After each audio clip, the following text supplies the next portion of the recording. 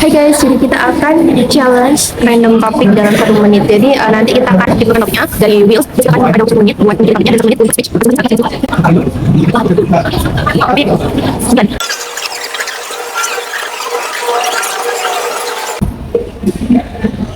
Kalau dari aku sendiri, stay real di dunia kayak gitu, bagaimana kamu harus mengenal dirimu sendiri. Apa? Dengan kamu mengenal dirimu sendiri, mungkin kamu akan bisa memperlakukan orang-orang. Ini kan di dunia ini kan berisikan orang-orang ya, orang-orang yang dibilang banyak yang munafik ya. Jadi kita juga itu bisa dimasukkan dengan bukan stigma, tapi lebih kayak orang munafik, dimana setiap orang itu pasti berkepala dua. Jadi dalam arti ketika kamu bertemu dengan teman yang baru, dengan teman yang lama itu, kamu nggak bisa benar-benar menunjukkan dirimu yang asli, right? Nah, di sini kan tadi topiknya stay real di dunia fake. Jadi di dunia ini kan penuh tipu-tipuan, dimana kamu harus pintar membedakan yang mana benar-benar bisa untuk dirimu sendiri, yang berpengaruh baik untuk dirimu sendiri, dan yang tidak. So, kalian itu harus benar-benar pintar untuk mengendalikan diri. Oke, kalau aku stay real di dunia fake itu gimana kamu tetap jadi dirimu sendiri di tengah kebisingan dunia ini. Jadi kan anggaplah kita itu waktu lahir kita kan putih ya, dan sampai sekarang pun kita diwarnai oleh berbagai macam manusia. Tapi gimana caranya kamu itu tetap dapat warna tanpa kehilangan warna putihmu itu sendiri. Kamu tetap bisa berkolaborasi, kamu tetap bisa menyesuaikan dengan orang lain tanpa kamu kehilangan jadi dirimu itu sendiri. Dan gimana cara kamu tetap mempunyai apa passionmu, apa cita-citamu tanpa terkontaminasi dengan dunia yang fake tadi.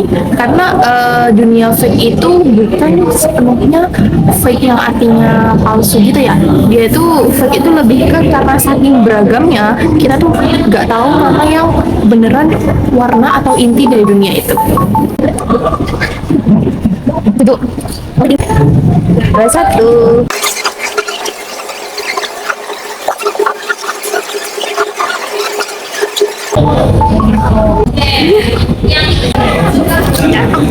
Di sini kan topiknya tadi dapat overthinking, terus tadi kan topiknya itu overthinking kills happiness. Nah, yang dimana overthinking membunuh kebahagiaan. Oke, yang bisa aku coba dari apa namanya? Dari topik ini itu tuh banyak Gen Z sekarang, aku lebih dulunya tadi ke Gen Z, di mana banyak Gen Z sekarang terlalu banyak overthinking tanpa melakukan tanpa bertindak gitu. Dan kamu di sini boleh overthinking, itu udah hal yang untuk dinormalisasikan, tapi jangan sampai overthinkingmu ini benar membunuh langkah kamu untuk maju ke depan. Dan banyak Gen Z yang sekarang sering terpuruk hanya karena overthinkingnya. Jadi overthinking itu sering membunuh Anda, dan bahkan bisa jadi mengurangi semangat Anda untuk maju ke depan, dimana kamu selalu overthinking dan sering merasa insecure. Itu adalah salah satu untuk mengurangi rasa semangatmu dan kekhawatiranmu. Bagiku berpikir itu perlu, karena berpikir kan bagaimana kita menata struktur untuk apa yang mau kita lakukan ke depannya. Jadi kita harus ini, berarti kita kalau mau mencapai ini kita harus kayak gini.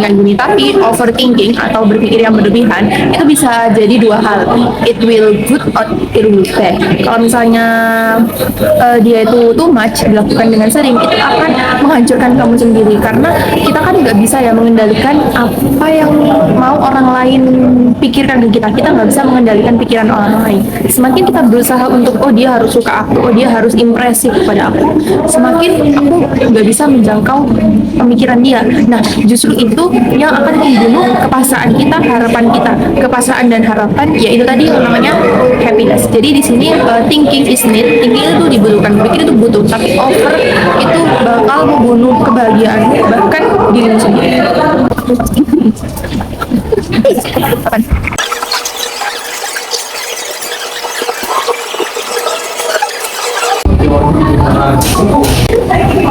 Oke, jadi hidup bukan ajang compare. Jadi compare atau membandingkan itu hal yang salah menurutku. Juga membuat seseorang menjadi standar itu hal yang salah juga menurutku. Tapi hal yang bisa kita lakukan ketika kita melihat seseorang yang lebih wow itu adalah menjadikan mereka inspirasi bagi kita.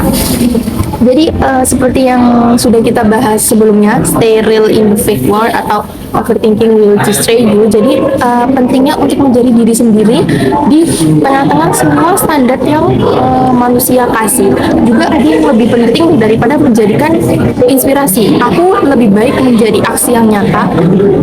Aku lebih baik beraksi langsung di lapangan daripada cuma sekedar dijadikan inspirasi bagi orang. Karena jika langsung di lapangan kita tuh nyata, tapi inspirasi itu hanya masalah otak aja. Udah, belum. Jadi kalau misalnya langsung di lapangan kita tuh berimpact nyata, kalau misalnya inspirasi itu belum tentu nyata. Hidup bukan ajang compare itu kan perbandingan ya.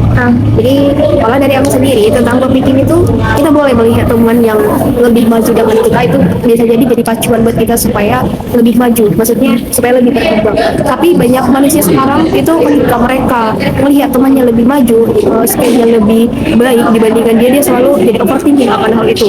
Nah, tapi gini loh, nggak selamanya yang orang punya itu harus kau punya juga.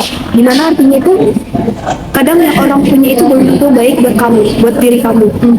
Dan kamu nggak harus memaksakan diri kamu menjadi seperti orang lain. Baik, jadi kalau dari aku sendiri, jadilah kayak tadi itu ya, ada juga materi yang overthinking yang saya tulis. Jadilah diri sendiri, aku gitu.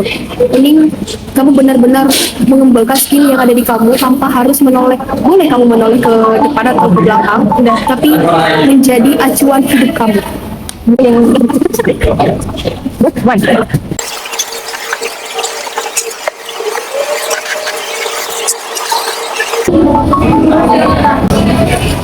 Oke, dream big tapi startnya kecil. Itu artinya mimpinya besar tapi kesiapannya nggak matang atau hampir nggak ada. My answer is jawabanku adalah impossible. Itu nggak mungkin. Jadi semakin high your dream, semakin tinggi mimpimu, itu harus semakin far your start, harus semakin jauh startnya. Menurut aku, belajar itu bukan berdasarkan seberapa dalam belajarmu, tapi seberapa lama kamu belajar. Jadi walaupun belajar singkat tapi dalam atau sistem kebut semalam itu menurutku nggak efektif daripada yang belajar tiap hari tapi mungkin cuma 10 menit. Juga jangan belajar dan mimpi itu kayak perjudian. Jangan kamu menyesal apa yang kamu dapat dikit kalau bet awalmu itu atau judi awalmu itu tadi itu dikit. Jadi kamu harus siap-siap nggak terlalu berharap dengan mimpimu kalau misal emang startmu, modalmu yang kamu kasih ke mimpimu itu kecil. Jadi kamu harus benar-benar mendedikasikan semua otakmu buat mimpimu itu tadi. Ini besar start kecil. Nah, kalau dari aku sendiri itu, I think menurut aku ya, itu kalah sama diri sendiri. Gak mungkin kamu bermimpi yang besar tapi startnya kecil. Jadi start sama dirimu sendiri, kamu mempunyai dari mana dulu, kamu sakitnya ngapain dulu gitu. Dan kamu harus memulai dari hal-hal kecil dulu tanpa harus apa ya, kan banyak orang yang sekarang itu lebih fokus sama hal-hal besar. Jadi dia nggak mau melewati hal kecil. Jadi kayak banyak orang yang tembak satu dapat dua, yang artinya itu daripada rugi ya sekalian aja, mungkin itu sekalian terjun aja sekalian gitu. Tapi banyak orang yang menyepelekan hal-hal kecil seperti ini dan dia mau yang gampang-gampang aja, yang instan-instan aja. Terus banyak orang susah mengembangkan skillnya karena ingin cepat sukses. Aku kayak cepet banget ngomongnya aja.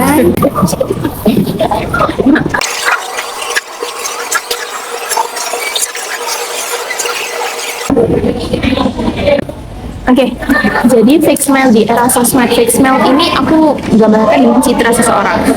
Aku jawab itu tidak harus kita membaguskan citra di sosial media era ini.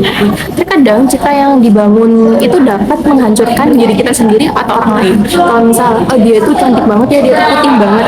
Berarti kalau misalnya kita go tanning skin, kita agak ngehitam karena ke Surabaya gitu, kita jadi punya pressure tersendiri. Oh, di sosmed aku udah putih, masa aku ngehitam. Dan itu juga bisa mendestroy orang lain, yaitu ke topik yang tadi menjadikan orang lain sebagai standar. Terus ya, kenapa kita di era sekarang itu harus berbondong-bondong untuk menjadi perfect, sedangkan kita tuh bisa menjadi diri kita sendiri dan juga kita tuh nggak harus mengemis untuk disukai orang lain. Still be yourself, still inspiring, citra nggak apa-apa, tapi harus juga dibarengin bagaimana kamu menjadi dirimu sendiri. Nice.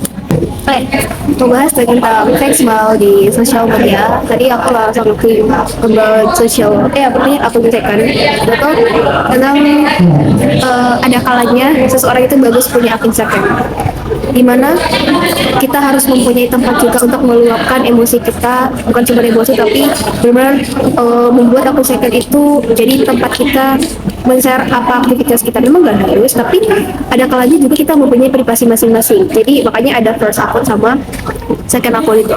Dan gini, ada juga kalanya kita kembali ke orang-orang di luar sana, dimana ke kita sendiri juga, kita tidak boleh menilai seseorang itu dari sosial medianya. Jadi ketika kita melihat citranya itu di akun second atau di post itu baik, belum tentu di realnya baik juga gitu. Dan aku pernah dengar juga dari dosenku, Tukang Fabila, yang bahas tentang Sudah selesai guys.